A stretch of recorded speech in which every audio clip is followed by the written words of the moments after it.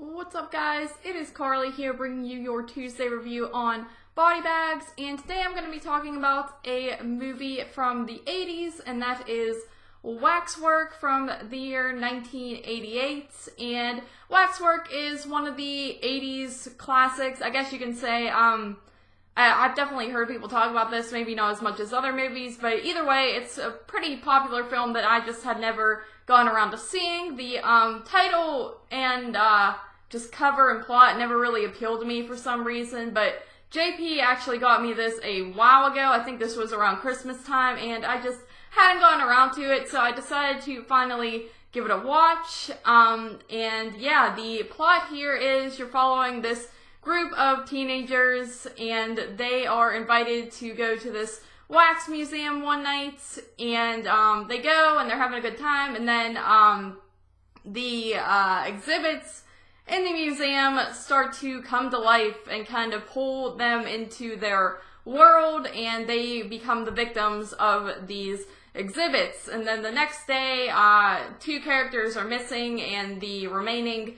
couple are trying to figure out what happened that night at the museum by going back and investigating. So that's kind of what's going on in this movie. It's got, what's his name, Zach Galligan, who is known for doing Gremlins as well as some other movies. I mainly know him from Gremlins, and I like him. I think he's a likable character. I will say that right off the bat. I do like the characters in this movie. I find them to be very likable and your typical sort of 80s characters.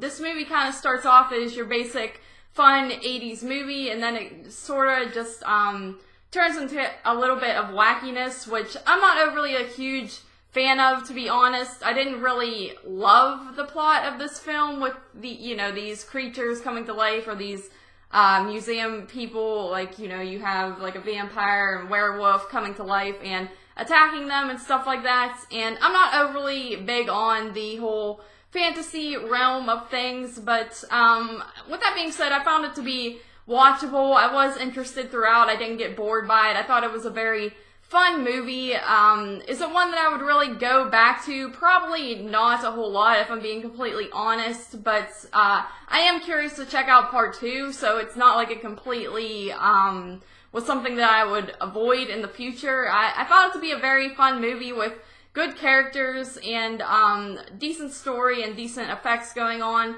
in it as well. The story, like I said, just isn't necessarily for me. It gets a little bit too goofy. I do like I said, I like 80s horror movies, and it definitely has that good 80s feel with just like the teenagers and the decisions they make and things like that. So I do like that about it.